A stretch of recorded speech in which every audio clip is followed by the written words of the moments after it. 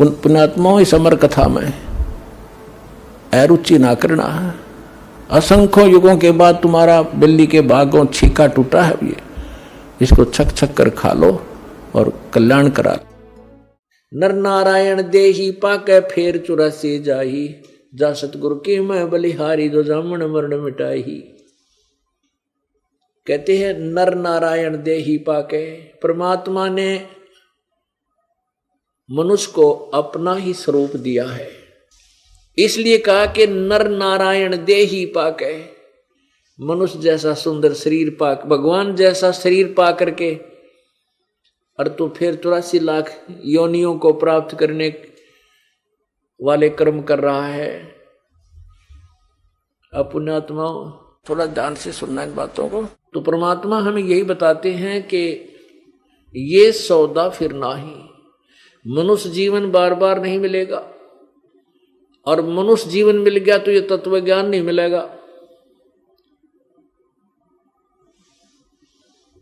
और ये दोनों संयोग जब हो जाते हैं फिर परमात्मा कहते समझा है तो सर दर पाऊं बहुर नहीं रे ऐसा दाओ।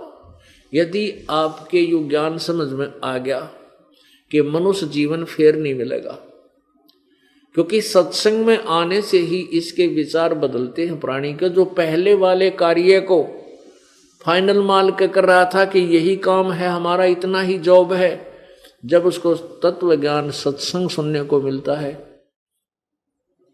फिर उस पुण्यात्मा को पता लगता है कि काम एक और आवश्यक था, अति आवश्यक कार्य था जिसको मैंने प्रारंभ भी नहीं किया। वो क्या है? राम नाम सौदा करो, राम नाम ना भूल। तो मनुष्य जीवन का मिलना अति दुर्लभ। मनुष्य जीवन मिल गया तो कोई तत्वदर्शी संत मिला नहीं, और ये दोनों संयोग आपके ऊपर कृपा की है परमात्मा ने कि तत्वदर्शी संत इस दास को भेज दिया और आपको मानव शरीर। और अब भी आप भक्ति नहीं करोगे तो फिर परमात्मा कहते हैं फिर मेरा के दोष भाई, आप अपने कर्म बिगाड़ोगे। तो क्या बताते हैं ये परमात्मा स्वयं आते हैं, अपने ज्ञान को आप ही बताते हैं। आप पे आरती आप पे सजय, आप पे किंगर आप पे बाजय, आप पे ताल झांझ झनकारा, आप नचे अब देखण हारा। ये परमात्मा कबीर जी आप ही भगवान हैं, आप ही एक संत बनकर आते हैं और आप ही एक संत वेशभूषा में आकर के अपनी अन्य पुण्यात्माओं को मिलते हैं, उनको तत्व ज्ञान से परिचित करा करके फिर सब धाम लौट जाते हैं, सहसरी आते हैं, सहसरी चले जाते हैं। तो क्या बताते हैं कि लोहे के साताव जात है काया देश राही। पुण्यात्मा जैसे कारीगर होता है वो लोहे को गर्म करता है, जैसे पहले पलटे चिमटे कुछ भी बनाते, जैसे वर्तमान में ये बड़ी बड़ी भट्टियां चल पड़ी हैं, मैकेनिकल काम ज़्यादा हो गया है। कोई भी स्टील से कोई चीज़ बनाई जाती है, पहले स्टील को गर्म किया जाता है, लोहे को इतना गर्म कर दिया जाता है जैसे वो फिर जैसे भी वो जिस भी मोल्ड में उसको मोल्ड करना चाहता है, जो भी चीज़ बनाना चाहता है, जैसे चम्मच बनानी है या कोई कटोरी बनानी है, उसके ढांचे में डाल देता है उस गर्म लोहे को, तो वो वस्तु बन जाती है। यदि गर्म रहते रहते उसके ऊपर वो डाल दिया जाए, जैसे पुराने समय में, वैसे अब भी ऐसा ही सिस्टम है गांव में। ये इस दास का जन्म किसान परिवार में हुआ, तो वहाँ क्या करते थे, जैसे खेत में हाली हल जोतते थे और हल की एक लोहे की फाड़ी होती थी, फाली जिसको कुश भी बोल देते हैं। वो लोहे का एक लंबी रॉड होती थी, आगे से बहुत पैनी होती थी सुंगली की तरह, पीछे से अच्छी मोटी, और उसको हल में डाल करके हाली खेत बैलों के साथ खेत संवारता था, गुड़ाई करता था। तो वो सारा दिन चल करके कुछ घिस जाती थी वो मोटी हो जाती थी, आगे से वर्केबल नहीं रहती थी, उसकी वर्केबिलिटी कम हो जाती थी। तो उसको फिर शाम के समय लोहार के पास ले जाते थे सभी हाली, जिसका जो लोहार होता था।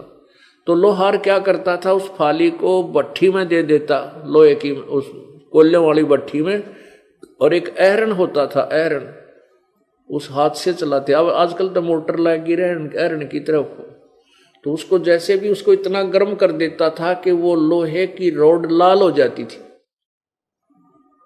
और उसको तुरंत बाहर निकालते ही और उसके ऊपर तुरंत चोट मारने लग जाता था। और जरा सी ठंडी हो जाती, उसको फिर देता था कि ठंडी होगी, बात बनी नहीं। तो कहने का भाव ये है कि ये जब लोहा गर्म हो और उसके ऊपर तुरंत चोट मार दी जाए तो वो वस्तु बना सकते हैं जिसके लिए वो गर्म की गई थी, गर्म किया गया था। यदि वो लोहा, गर्म किया हुआ लोहा ठंडा हो गया, फिर उसके ऊपर से सारे घन कितने हथौड़े मार ले, वह चीज नहीं बन सकती जो बनाना चाहते थे, वो टेढ़ी मेढ़ी हो जाएगी। तो ये मानव शरीर उस लोहे की तरह अब गर्म है। इसके ऊपर राम नाम की चोट, अब ये राम नाम की चोट जिसने लगा ली, उसने वो वस्तु बना ली जिसके लिए ये लोहा गर्म किया गया था। और ये लोहा कब ठंडा होगा, जब हमारी मृत्यु हो जाएगी। इस मृत्यु होने से पहले हमने इस पर राम नाम की जितनी चोट मार ली, तो ये हम इसका लाभ पूरा ले लिया। तो यहां क्या बताते हैं कि लोहे जैसा ताव जात है और काया दे सराही, फिर ये दम टूटे पिंडा फूटे हो लेखा दरगाह माई। फिर परमात्मा के दरबार में तेरा अकाउंट होगा, वहां तेरा सारा हिसाब किताब लिया जाएगा।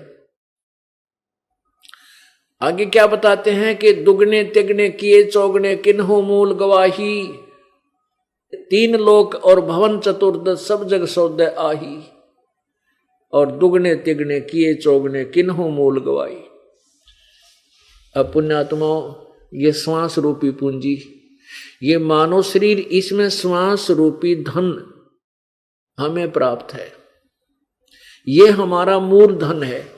जैसे आपके पास 1 लाख रुपया मूल धन है, उस मूल धन से हमने और कोई बिजनेस व्यापार करके उस धन की वृद्धि करनी थी, और वृद्धि ना करके उसी में से गुट्टी लगा रहे हैं, उसी में से खाना खा रहे हैं, कमरा किराए पर ले रखा है, सिनेमा फिल्म देखते फिरते, और सौदा कर नहीं रहे हैं उस मूल धन से। तो कुछ दिनों के बाद वो 1 लाख रुपया आपका बर्बाद हो जाएगा, आप कंगाल हो जाओगे, फिर मजदूर लगोगे। और जिसने उस 1 लाख रुपए का व्यापार बिजनेस कर लिया, तो उसने अपनी मूल पूंजी के दुगने तिगने चौगने बना लिए। ऐसे ही परमात्मा हमें समझाना चाहते हैं कि 3 लोक और भवन चतुर्दश सब जग सौदे आही। इन सभी 3 लोकों में और ऊपर के अन्य 14 लोकों में जितने भी प्राणी हैं, सब अपने अपने पूंजी को लिए हुए हैं, सभी सौदा कर रहे हैं। और दुगने तिगने किए चौगने, जिस पुण्यात्मा ने परमात्मा की प्राप्ति करनी है, ये ज्ञान समझ में आ लिया, जिन्होंने सत्संग सुनने का सुअवसर प्राप्त हो गया, उन्होंने नाम ले लिया, परमात्मा की भक्ति शुरू कर दी, कभी धर्म कर रहे हैं, कि तद सेवा कर रहे हैं, सुमरण कर रहे हैं, तो उन्होंने अपने इन श्वास, मनुष्य जीवन के शेष बचे हुए श्वासों से धन कमा लिया, दुगने तिगने चौगुना धन जोड़ लिया। और जो भक्ति कर नहीं रहे, अपना जीवन व्यर्थ कर रहे हैं इधर उधर की बातों में, उन्होंने अपना मूल धन नष्ट कर दिया, वो कंगाल होकर जाएंगे। क्या बताते हैं, 3 लोक और भवन चतुर्दश सब जग सौदे आही। और दुगने तिगने किए चौगने किन्हों मूल गवाही। किसी पुण्यात्मा ने तो दुगने, आप जी कितनी गर्मी होती है, कितनी सर्दी होती है, और कहाँ देखो सफर में आते हो कितने लंबे समय स्थान से, कहीं भीड़ बस में होती है, कहीं ट्रेन में होती है, कहीं और, कहीं पैदल चलते हैं, कोई बीमार है। तो आपने इस जीवन को सफल बना लिया, आपने अपने श्वास रूपी पूंजी को दुगने तिगने चौगने कर लिया। और जो बैठे हैं घर पे देखें, सिनेमा फिल्म देखते हैं, टेलीविजनों पर गुटी लावें, हुक्के पाड़े, ताश खेलें, और आप जी को कहते हैं क्यों जाते हो तीसरे दिन, क्यों धन का नाश करते हो, ऐसी ऐसी आपको शिक्षा देते हैं। तो उन्होंने अपनी मूल पूंजी का नाश कर लिया, बैठा बैठा लिया। परमात्मा क्या कहते हैं, फिर क्या होगा आगे चलकर उनके साथ। उस दरगाह में मार पड़ेगी जम पकड़ेंगे बाही, वह दिन की मोह डरनी लगे है लज्जा रे अकनाही। उस दरगाह में मार पड़ेगी, सच्चे दरबार में जाओगे जब हिसाब होगा, वहाँ यम के दूत गड़ेंगे। उस दरगाह में मार पड़ेगी तेरी जम पकड़ेंगे बाही, यम के दूत बाम रोड के ले जाएंगे। और उस दिन की मोह डरनी लागे है भगवान, वहां लज्जा रैक नहीं, इतनी भक्ति बनेगी कि नहीं कि वहां मेरी पिटाई ना हो। नर नारायण देही पाके फेर 84 जाही, जा सतगुरु की मैं बलिहारी जो जामन मरण मिटाही। कहते हैं नर नारायण देही पाके, परमात्मा ने मनुष्य को अपना ही स्वरूप दिया है, इसलिए कहा कि नर नारायण देही पाके। मनुष्य जैसा सुंदर शरीर पाक, भगवान जैसा शरीर पा करके, और तो फिर 84 लाख योनियों को प्राप्त करने वाले कर्म कर रहा है। पुण्यात्माओं, कितने पशु पक्षी प्राणी आप देखते हो, और आप मनुष्य अपनी दिनचर्या देखो और उनकी दिनचर्या देखो। एक कुत्ता, जनवरी का महीना और ये हरियाणा पंजाब राजस्थान का क्षेत्र, जनवरी का महीना, रात्रि का समय, ऊपर से वर्षा हो रही है, और वो सह परिवार गली में बैठा, कुतिया और कुत्ता, वहीं उनके बच्चे बैठे हैं। सारा दिन टूक मिला नहीं, कोई आहार मिला नहीं, गली में बैठे भूखे गिंडली मिंडली मार के, और ऊपर से शीत लहर चल रही है, न्यू बैठे उकड़ोए। और वो पहले मनुष्य थे।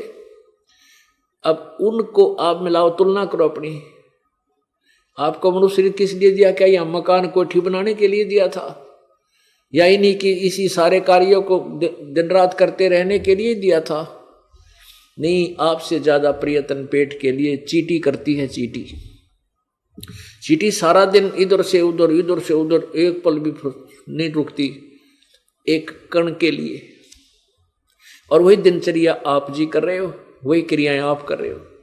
आप में और अन्य प्राणी में क्या अंतर था? फिर परमात्मा ने मनुष्य देने की आवश्यकता क्या थी आपको? एक जीवन और बना देता है, ऐसा ही जैसे ये 84 लाख बना रखे। इसका मूल उद्देश्य है केवल मोक्ष प्राप्ति करना, जन्म मृत्यु से अपना यहां से झंझट मिटवाना। क्या बताते हैं कबीरा? वो दिन याद करो, ऊपर पग नीचे शीश, स्मृत मंडल में आके तू भूल गया जगदीश। मां के गर्भ में याद कर, उस दिन तेरा नीचे को सिर था, ऊपर न पैर थे। और इस मृत मंडल में, इस मृत लोक में आकर तू भूल गया जगदीश। परमात्मा कितने प्यारे तरीके से हमें समझाना चाहते हैं कि मां के पेट में हाहाकार मचा रखी थी, ऊपर न पैर थे, नीचे न सिर, और माता जो भी कुछ आहार करती है उसका अंश उस बच्चे के शरीर के जाकर के ऐसी पीड़ा करता है जैसे नमक खा लिया, सब्जी खाई, चटपटे कुछ भी खाया। बच्चे के कच्चे शरीर पर जाकर ऐसे पीड़ा करता जैसे मच्छर काटते हैं, बहुत तेज। और फिर वो उस अपनी पीड़ा को खत्म करने के लिए माँ के शरीर को, अपने शरीर को ऐसे घुमा घुमा कर परीक्षण करके अपना उस खारिश को ठीक करना चाहता है बच्चा, बेटा या बेटी जो पेट में होता माँ के गर्भ में। तो उसमें हाहाकार मचा रहा होता है कि परमात्मा मुझे एक बार बाहर निकाल इस गंध से, ए दाता मुझसे पहले भूल बनी। क्योंकि माँ के गर्भ में उस आत्मा ने अपने पूर्व जन्म के कर्म और आगे के जो कर्म वो सारे याद रहते हैं। तो ये कहता है, नू याद आती है कि मैं क्यों फंस गया फिर इस कैद में, इस पेट गर्भ में, कि मैंने पहले कोई पूर्ण संत, जब मैं मनुष्य शरीर में था मुझे पूर्ण संत प्राप्त नहीं हुए। अब के पूरे संत की खोज करूंगा और केवल पेट के लिए धंधा करूंगा, बाकी भक्ति में अपना जीवन लगाऊंगा। भगवान एक बार इस नरक से निकाल दे मां के पेट से। अपना तो मां के पेट में जो पीड़ा है इस प्राणी को, इससे भी ज्यादा कष्ट है कि एक व्यक्ति को कोढ़ लाग जाए सारी उम्र और 100 वर्ष कोढ़ में जीवन जीवे और 9 महीने मां के पेट में जो दुख होता है वो ज्यादा होता है। लेकिन इस काल ने हमारे साथ धोखा कर रखा है। वो माँ के पेट की बातें हम सारी भूल जाते हैं। बाहर आते ही इन तीनों गुणों के प्रभाव से, रजगुण ब्रह्मा, सतगुण विष्णु, तमगुण शिव जी से निकल रहे, इस प्रभाव से हम एकदम वो सब अचेत हो जाते हैं। हमें कुछ नहीं पता हम कौन है, कहाँ से है। नए सिरे से फिर कह खै सिखाए जाते हैं, ये तेरा चाचा है, या तेरी चाची, ये तेरी माँ, ये तेरी बुआ, बोल। तो वो बच्चा फिर नए सिरे तक उसके अंदर वो अंकित कराए जाते हैं, याद कराए जाते हैं। फिर परमात्मा कहते हैं कि जिस परमेश्वर ने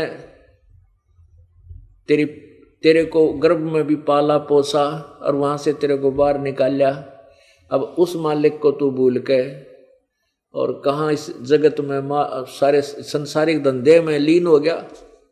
क्या बताते हैं परमात्मा, उस समर्थ की रीद छुपाई, अब कुल कुटुंब ते राता, गर्भ के अंदर वचन भरे थे, कहाँ गई वो बाता। कितने प्यारे तरीके से समझा है अपने प्यारी आत्माओं को, अपने बच्चों को मालिक कहता है। वे उस समर्थ की रीद छुपाई, जब दुखी था, जब तो हाहाकार माच रही थी, भगवान मुझे बाहर निकाल दो, आपके गुण गाऊंगा, आपकी भक्ति करूंगा, कति बुराई नहीं करूं। और बाहर आते ही ये मेरा बेटा, या मेरी बेटी, ये मेरी कार, या मेरी कोठी, लाले गुटी, ताश खेला, सिनेमा देखा, पता नहीं के कुकर्म तार दिया। उस समर्थ की रीत छुपाई, अब कुल कुटुंब से रहता, गर्भ के अंदर वचन भरे थे, कहाँ गई वो बाता। अब परमात्मा क्या भूल गया उन बातों को जो याद करे था मुझे। परमेश्वर कबीर जी क्या बताते हैं, दुख में सुमरण सब करें, दुख में सुमरण सब करें, सुख में करे ना कोई। सुख में सुमरण करें तो दुख काहे को होए, सुख में सुमरण किया नहीं फिर दुख में करते याद। कहें कबीरता दास की बाई कौन सुने फरियाद।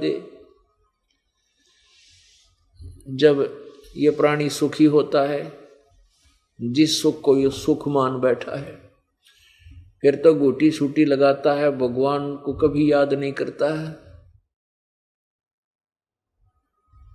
और जब इसके ऊपर आपत्ति आती है फिर परमात्मा की तरफ चलते हैं। तो परमात्मा कहते हैं कि दुख में सुमरण समरण सब करें, सुख में करे ना को। और जय सुख में सुमरण करे तो फिर दुख क्यों हो।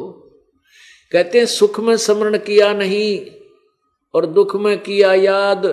कह कबीरता दास की इब कैसे लगे फरियाद। तो पुण्यात्मा हम क्यों ना पहले मालिक ने याद कर लें, जब आपत्ति आने के बाद करें। एक तो हम बाद में महल मकान बनावा, जब ओले सिर फोड़ लें, सर्दी में नमूनिया हुआ है, तो उससे पहले बना लें तो हम उन आपत्तियों से बच सकते हैं। तो राम नाम का महल हमने पहले ही बना लेना चाहिए। ताकि आने वाले हमारे ऊपर जो कष्ट कर्म के हैं वो हल्के हो जाएं, वो दुखी ना करें। अब क्या बताते हैं, नर नारायण देही पाके तो फेर 84 जाही, जा सतगुरु की मैं बलिहारी, जो जामन मरण मिटाई। परमात्मा कहते हैं कि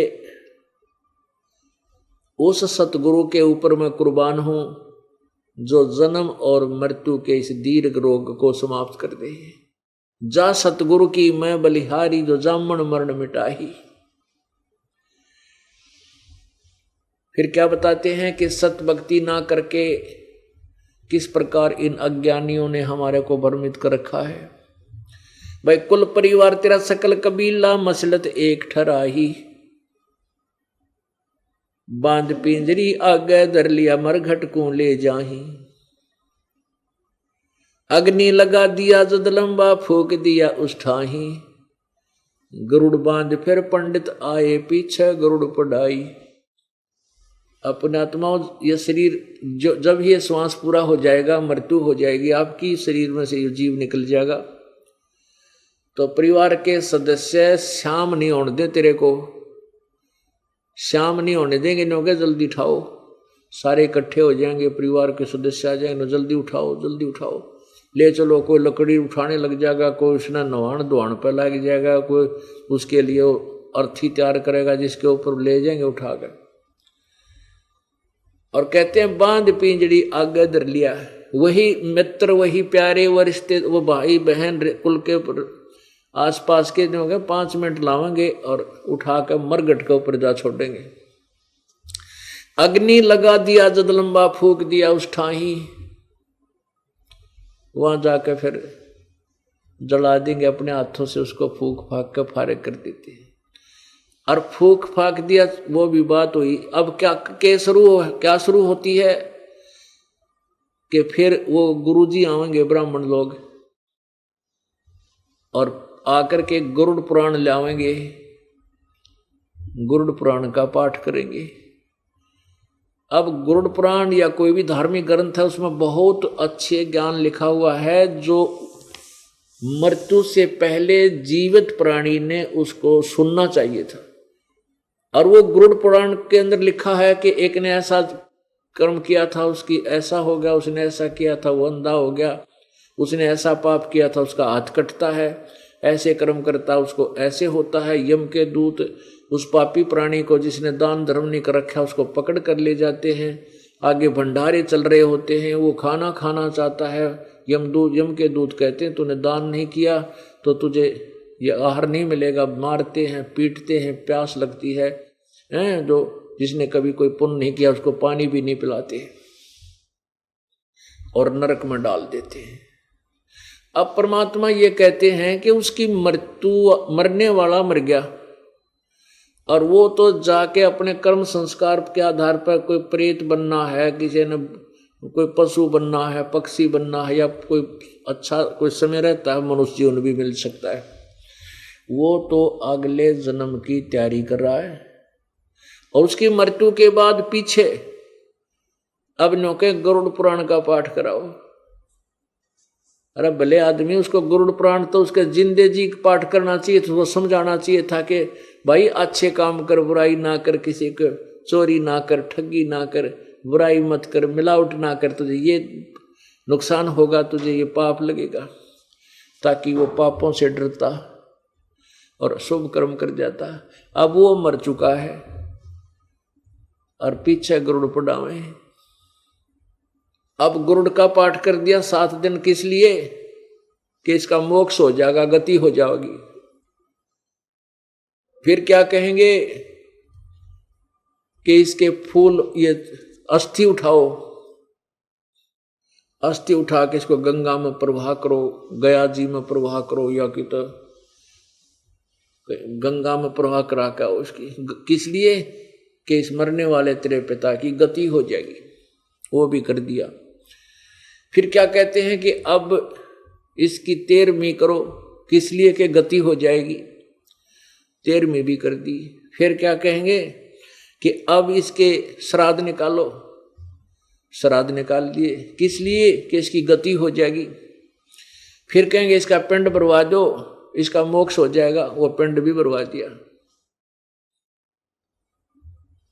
और फिर क्या बना दिया, रे भोली सी दुनिया गुरु बिन कैसे सरिया, रे भोली सी दुनिया सतगुरु बिन कैसे सरिया। एक ऐसी सारे ही उल्टी साधनाएं हमारे अंदर प्रवेश कर रखी हैं इन अज्ञानी गुरुओं ने। एक रिवाज है कि बच्चे के प्रथम बाल, जो बच्चा जन्म लेता बेटा या बेटी, उसके प्रथम बाल अपने इष्ट देव के मंदिर में चढ़ा के आने हैं।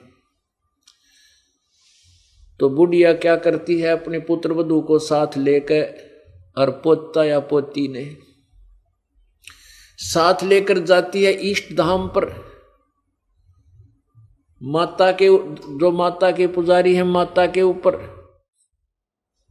और वहां क्या होता है, भीड़ लगी होती है मेले में, सैकड़ों की संख्या में बाल उतरवाने वाले अपने अपने बच्चों को लेकर गए हुए होते हैं। वहां एक दो नाई होता है, उस नाई को कहती है बुढ़िया, रे भाई नाई के मेरे पोते के बाल काट दे, माता के चढ़ाने हैं। और भाई ध्यान रखिए रे, कदे कैंची लाग जा, मेरे पोते का कच्चा सिर है, ध्यान रखिए। 3 बार इतने 4 बाल काटेगा, इतने 3 बार कहेगी बुढ़िया, देख भाई ध्यान तो कैंची ना लाग जाए इसके। और वहां क्या करते थे कि माता जो है बकरे मांगती है, बकरे खाया करे माँ देवी, एक बकरे की बलि चढ़ाते थे, उस बकरे को कटवा देते थे। और वो पुजारी लोग बाद में ले जाकर उसको मांस बना के खाया करते थे, उसको आहार करते थे या बेच देते थे जो मांसाहारी लोगों को। और माता के बहाने, भले आदमियों, माता जिसने तुम देवी कहते हो, देवी मांस खाया करे है निकम, वो तो मानस खानी कोई डाण होया करे, वो खावे मानस।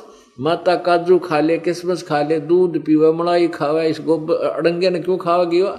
लेकिन उन दुष्ट आत्माओं ने अपने जीव के स्वाद के लिए उन भोली आत्माओं को भ्रमित कर रखा था।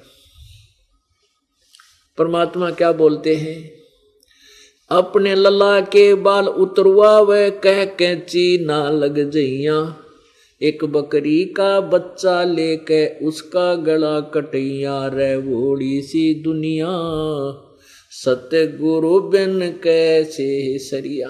ओह, अपने लला के बाल उतरवावे, न्योगा कदे कैंची ना लग जइया, और एक बकरी का बच्चा लेके, वो भी तो बकरी का बच्चा है, वो भी तो किसी का बेटा है बेटी है, जिसका तूने गला कटा दिया अपने बच्चे की जो है ना खैर के लिए।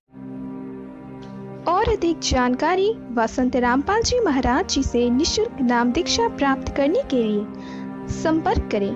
हमारे संपर्क सूत्र हैं 8222880541 8222880542। आप नीचे स्क्रीन पर दिए गए हमारे अन्य नंबरों पर भी संपर्क कर सकते हैं। विजिट करें हमारी वेबसाइट पर। हमारी वेबसाइट है www.jagatgururampalji.org।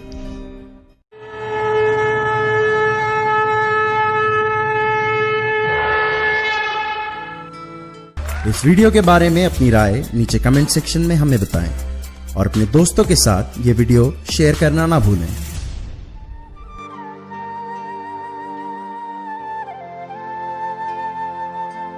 परमात्मा बंदी छोड़ कहते हैं भाई भक्ति करा करो गणी गणी।